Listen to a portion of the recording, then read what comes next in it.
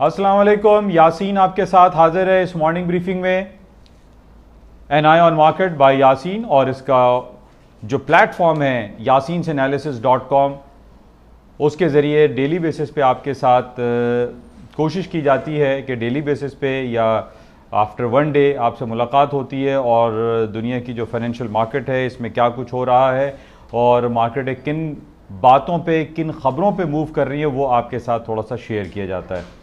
अच्छा, इम्पॉर्टेंट हमारे पास जो ख़बरें चल रही हैं, ख़ास तौर पे अगर हम वीकेंड की बात करें, वीकेंड में फ्राइडे को हमारे पास बहुत सारी जो ख़बरें थी, ख़ास तौर पे जो स्टॉक मार्केट में जो तेज़ी की बातें थी, यानी S&P, Dow Jones, Nasdaq, America की जो स्ट्रीमलाइन इंडेक्स हैं, या अब यूरोप की स्टॉक्स को ले लीजिए, वो अपनी तारीख़ी बुलंदियों पे खड़े हुए थे। मार्केटों में ऐसी क्या वजूहात हैं कि पिछले चंद दिनों पहले हमने देखा कि मार्केटें डाउन साइड पे जा रही थी और उसके बाद ये हुआ कि तमाम मार्केटें जो है ऊपरी सतह पर जाना शुरू हो गई। तो इनका जो कोर पॉइंट आप समझने की कोशिश करिए, जो बेसिक कोर पॉइंट है, that is a crude oil, energy sector. हम ये देख रहे हैं कि 7-8 साल की बुलंद तरीन सतहों पे क्रूड ऑयल की प्राइसेस आ गई हैं। $83 पे क्रूड ऑयल है, $85 पे जो लंदन में ट्रेड होता है ब्रेंट ऑयल, वो आपका $85 पे चल रहा है। तमाम जो प्रीवियस टेक्निकल रिकॉर्ड्स थे, टेक्निकल लेवल्स थे, वो ऑयल ने ब्रेक कर दिए। अच्छा, अब ये ऑयल ऊपर क्यों जा रहा है, इसका थोड़ा सा पस मंज़र हम ये देखते हैं कि सऊदी अरब में पिछले दिनों ये हमने देखा कि 1.5-2 सालों से ये कोविड-19 की वजह से वहाँ पर जो हालात थे, जो लॉकडाउन और शट डाउन, मक्का और मदीना की जो हमारी ज़ियारतें होती हैं, वहाँ पर नमाज़ पढ़ने तक की खुलेआम इजाज़त नहीं थी कि जनाब आप सोशल डिस्टेंसिंग रखें और 6 फीट के फासले पे आप खड़े हों, चाहे कतार में हों, चाहे आप नमाज के लिए खड़े हो रहे हैं हरम शरीफ में। तो ये सारी पाबंदियां बहुत ज़्यादा थी, जिसकी वजह से हमने ये देखा कि 1.5-2 सालों में सऊदी अरब को जिस तरीके से फाइनेंशियल क्राइसिस का सामना करना पड़ा है, ये मेरे ख्याल में तारीख़ में बहुत कम वाक़यात ऐसे मिलेंगे।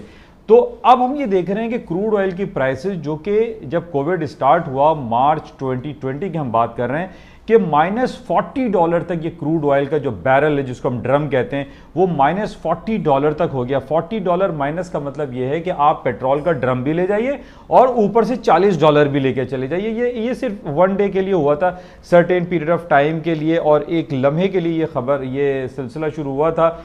लेकिन इसमें बहुत सारे लोगों को बिलियंस ऑफ डॉलर के लॉसेस बियर करने पड़े जब मार्केटें माइनस टेरिटरी में चली गई। उसकी वजह यह है कि सऊदी अरब ने जो भी जिस तरीके से मार्केटें डाउन साइड पे गई, उसके जो फाइनेंशियल प्रॉब्लम उसको फेस करनी पड़ी, वो एक एक्सट्रीम कंडीशन पे रही। लेकिन आज हम ये देख रहे हैं कि जब पिछले दिनों ओपेक की मीटिंग हुई और ओपेक प्लस की मीटिंग हुई, और उसमें यह कहा गया सऊदी अरब से कि जनाब आप अपनी पैदावारी सलाहियत को बढ़ाइए, ताकि तेल की कीमतें जो उस ज़माने में 15-20 दिन पहले $75 या $80 पे चल रही थी या $70 पे चल रही थी, ताकि वो नीचे की तरफ आए और $50 और $40 बैरल के हिसाब से तेल की कीमतें पूरी दुनिया में इसको फ़रोख्त किया जाए, ताकि जो एक इन्फ्लेशनरी प्रेशर है, जो महंगाई का रोना पूरी दुनिया रो रही है इस वक्त, उसको थोड़ा सा कंट्रोल किया जाए। लेकिन हमें यह देखा कि सऊदी अरब ने स्ट्रेट नो कर दिया। हम ये भी जानते हैं कि सऊदी अरब तेल की पैदावार में दुनिया में नंबर 1 और 2 के तौर पर गिरदाना जाता है और इसकी एक बहुत बड़ी पावर है। लेकिन इसको बैक हैंड पे अगर हम ये कहें कि यूरोप ने या बरतानिया ने इसको सपोर्ट किया, तो इसमें बेजा नहीं होगा, इसमें गलत नहीं होगा, क्योंकि हम अगर तारीख के आईने में देखें कि 70-80 साल पहले सऊदी अरब को इस्टेब्लिश करने में बरतानिया या यूरोपियन कंट्रीज का बहुत ज़्यादा हाथ रहा है। और आज भी हमने ये देखा कि जब ये बात हुई ओपेक की तरफ से कि जनाब पैदावारी सलाहियत को बढ़ाया जाए ताकि पेट्रोल की कीमतें नीचे की तरफ आएं और दुनिया को फ़ायदा हो। दुनिया जो है जिस आताप का शिकार है, जो महंगाई का एक जिन जो बोतल से बाहर निकल गया है, उसको कंट्रोल किया जाए। लेकिन सऊदी अरब ने ऐसा नहीं किया और सिर्फ उसने अपनी फाइनेंशियल स्टेटमेंट को, अपने हालात को बेहतर करने के लिए, अपने फाइनेंशियल क्रंच को बेहतर करने के लिए पेट्रोल की पैदावारी सलाहियत को आगे नहीं बढ़ाया, जिसकी वजह से एक सप्लाई क्रंच वाली सिचुएशन हमें सामने दिखाई दे रही है।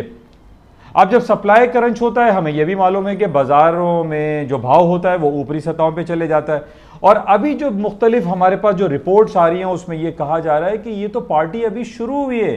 क्रूड ऑयल की प्राइसेस जो 83, 84, 85 डॉलर पे जो ब्रेंट और क्रूड ऑयल चल रहा है, ये तो अभी just start of the game है। तो इसका मतलब है कि ये वो प्राइस है जो आज से तकरीबन 10 से 15 साल पहले हमने $150 देखा था, वो भी आ सकता है।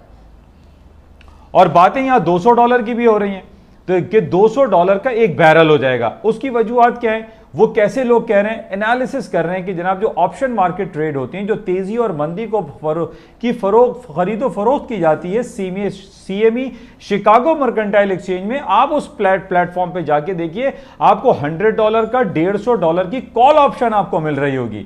इसका मतलब यह है कि पूरी दुनिया के जो सरमायादार हैं, पूरी दुनिया में जो काम करने वाले हैं, वो ये देख रहे हैं कि जनाब ये जिस तरीके से ये कोविड-19 के अब तकरीबन आप कह लीजिए कि हालात बेहतरी की तरफ जा रहे हैं। कोविड के जो प्रॉब्लम थे, जो हवाई सफर थे, जो सफरी सहूलतें जो मुयस्सर नहीं थी पिछले 2 सालों में, वो अब आहिस्ता आहिस्ता खुलती चली जा रही हैं। हम ये देख रहे हैं, चाहे वो चर्च हो, साइनागॉग हो, या बैतुल्ला शरीफ हो, हरम शरीफ में वो सोशल डिस्टेंसिंग के जो उन्होंने निशान लगाए हुए थे, फुट स्टेप, वो रिमूव कर दिए गए, वो हटा दिए गए। That is very very important.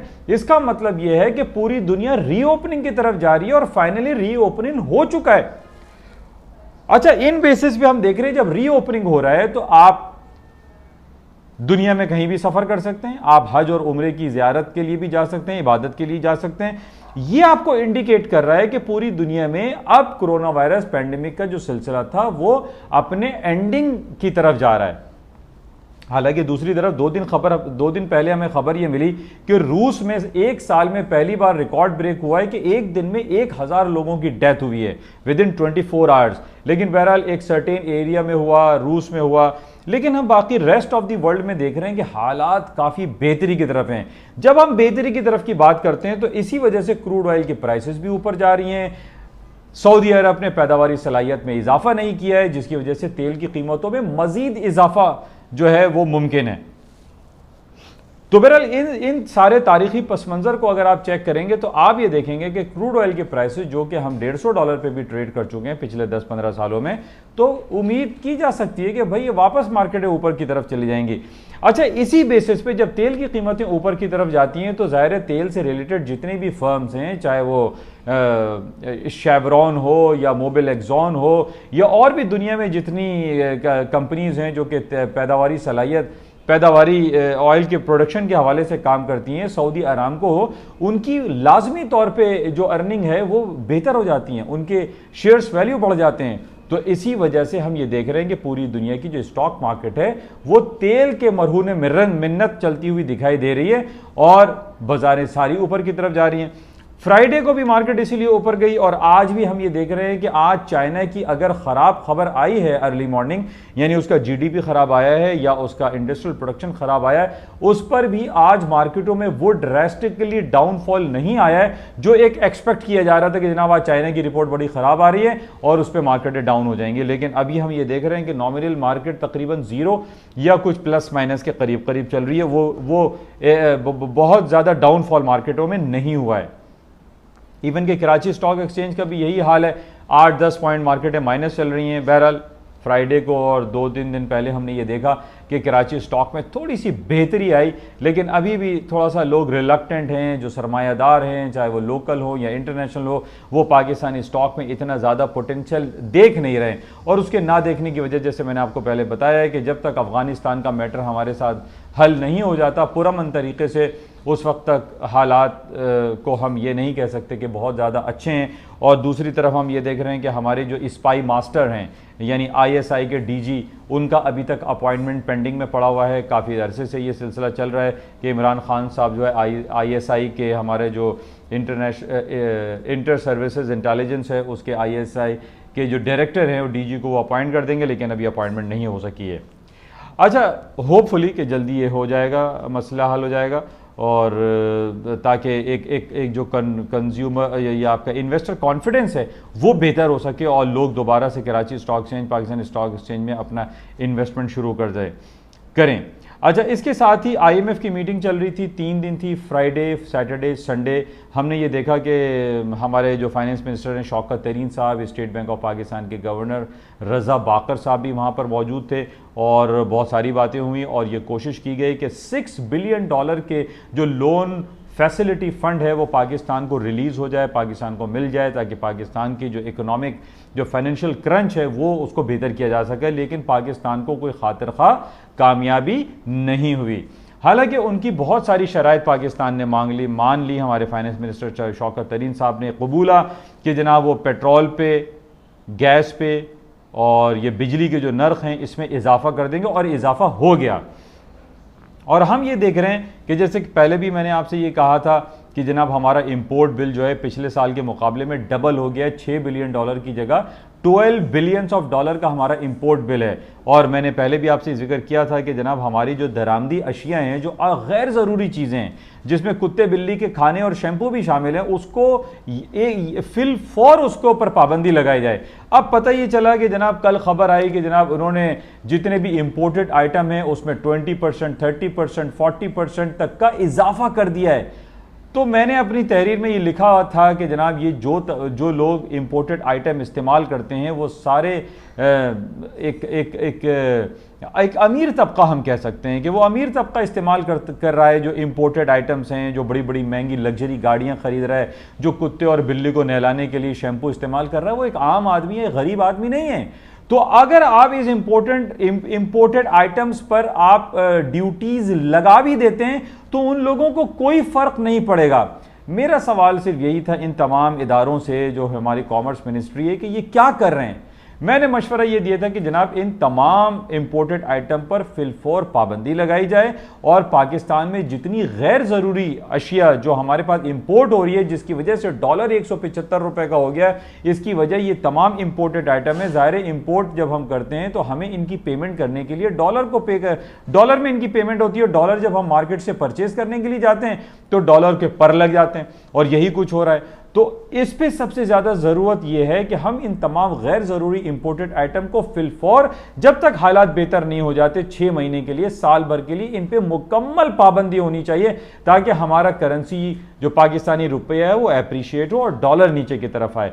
यही वाहिद हल है। अदरवाइज ये जो इंपोर्टेड आइटम पे इन्होंने बड़ा तीर मारा है कि जनाब हमने 20 to 50% इंक्रीमेंट लगा दिया है, इसका कोई भी फायदा नहीं है। ये तमाम उमरा और अमीर लोग ये इस्तेमाल कर रहे हैं और उनको कोई फर्क नहीं पड़ता। तो इसका वाहिद हल यही है कि इंपोर्टेड आइटम पर फौरन पाबंदी लगाई जाए। अच्छा, कुछ खबरें हमारे पास ईरान की तरफ से आ रही हैं कि ईरान में न्यूक्लियर टॉक दोबारा शुरू हो रहा है। 4+1 जो कंट्रीज़ हैं, जिसमें फ्रांस, बरतानिया,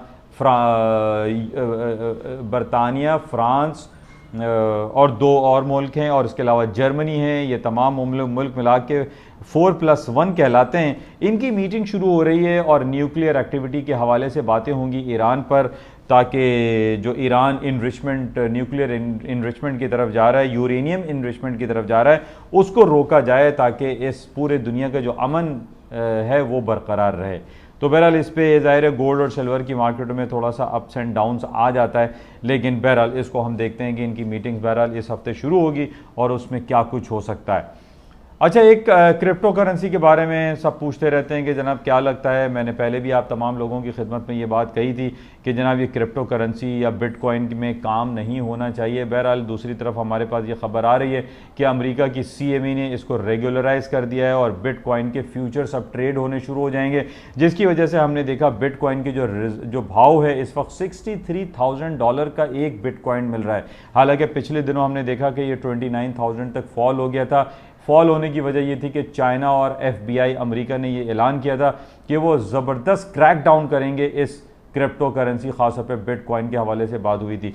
लेकिन अभी भी यही कहा जा रहा है कि बिटकॉइन क्रिप्टो करेंसी में एक आम आदमी इन्वेस्टमेंट ना करे। It's a very highly risky work है, आपकी तमाम कैपिटल इसमें वॉश आउट हो सकता है, तो बहरहाल इससे दूर रहना चाहिए। अच्छा, गोल्ड सिल्वर की हम बात करते हैं। गोल्ड की कीमतें 1765 या $1770 के लगभग चल रही है। इसके अंदर पोटेंशियल एग्जिस्ट करता है। जैसे कि मैंने आपसे पहले कहा कि फ्राइडे को तमाम मार्केटें ऊपर की तरफ थी, चाहे वो जिंक है, एल्यूमिनियम है, कॉपर है, ये तमाम अपनी तारीखी बुलंदियों की तरफ चल रहे हैं। कॉपर की मार्केट की खबर थी कि जनाब 47 ईयर्स के लोएस्ट लेवल पर इसकी इन्वेंट्रीज आ गई। 47 ईयर्स में पहली बार ये देख रहे हैं कि कॉपर के ज़खायर जो हैं वो कम हो रहे हैं, जिसकी वजह से कीमतें बहुत ज़्यादा बढ़ रही हैं। और मैं काफ़ी अरसे से मुख्तलिफ तज्ज़िये तबसरे आपके साथ पेश कर रहा हूँ कि कॉपर की मार्केटें ऊपर की तरफ जाएंगी। सोना, चांदी, ये जितने भी जस्त है और जितने भी आपके मेटल आइटम हैं, इसके अंदर पोटेंशियल एग्जिस्ट करता है, क्योंकि जैसे हम देख रहे हैं कि जब स्टॉक मार्केटें डबल ट्रिपल हो चुकी हैं तो why not these all metal item. और प्लस ये कि अमेरिका ने अभी तक कोई इंटरेस्ट रेट बढ़ाने की जो है वो बातें नहीं की कि वो इंटरेस्ट रेट कब बढ़ाएगा। बातें ये हो रही कि 2023 में इंटरेस्ट रेट बढ़ाया जाएगा। उसके बाद जंगल में मोर नाचा किसने देखा, बातें तबसरे हो रहे हैं कि अमेरिका इंटरेस्ट रेट बढ़ाएगा तो सोना गिर जाएगा, लेकिन ऐसा कुछ हो नहीं रहा है और ना ही वो बॉन्ड परचेजिंग को टेपर कर रहा है। तो बहरहाल जिस तरीके से हमारे सामने 2-4 दिनों से खबरें चल रही हैं कि कंधार अफ़गानिस्तान में 40-50 लोग बॉम्ब ब्लास्ट से हलाक हो गए। हौसी कबाइल यमन और सऊदी अरब के बॉर्डर पे जंगें चल रही हैं, 180-200 लोग वहाँ पर हलाक हो चुके हैं। बैरूत में आपके सामने खबर आई कि 15-20 लोग वहाँ हलाक हो गए। 1 साल कंप्लीट हो गया है जो अमोनियम नाइट्रेट में जो धमाका हुआ था जिसमें 200 लोग हलाक और हज़ारों शदीद ज़ख्मी हुए थे। ये तमाम जब आप नेगेटिव खबरें देखते हैं और इंटरेस्ट रेट के हवाले से जब आप जायज़ा लेते हैं तो आप देखते हैं कि सोने की कीमतें और ये तमाम जो धात आइटम हैं इसमें ऊपरी सतहों के पोटेंशियल बहुत ज़्यादा है। तो इस वजह से आपसे पहले भी ये अर्ज़ किया गया कि आप मार्केट जब डाउनफॉल आए, थोड़ा सा $20-25 डाउन हो तो आप इसको परचेज़ करें, ख़रीद के काम करें, कोई सर्टेन स्टॉप लगा के आप बेच के काम ना करें जब तक हम ये देख रहे हैं कि इंटरेस्ट रेट को नहीं बढ़ाया जाता। बहरहाल ये कुछ बातें आपके साथ शेयर की गई और होपफुली इससे कुछ ना कुछ आपको फ़ायदा होता होगा। और प्लस जैसे मैंने आपसे कहा कि ये अक्टूबर का महीना है और अर्निंग सीज़न शुरू हो चुका है। आज हमारे पास कोई बहुत बड़ी अर्निंग की रिपोर्ट नहीं है। कल हमारे पास खबर आएगी नेटफ्लिक्स की। नेटफ्लिक्स जो कि वन ऑफ द बिगेस्ट आजकल आपके घरों पे, आपके मोबाइल पे, गैजेट्स पे नेटफ्लिक्स चल रहा है और आप तमाम मूवीज़, थिएटर, ड्रामे उस पर देखते हैं। तो इसकी कल अर्निंग रिपोर्ट है और इसकी अर्निंग रिपोर्ट पे मार्केट में अब उतार चढ़ाव मुमकिन है। तो इंशाल्लाह कल देखेंगे इसको और तब तक के लिए इजाज़त चाहूँगा। खुदा हाफ़िज़।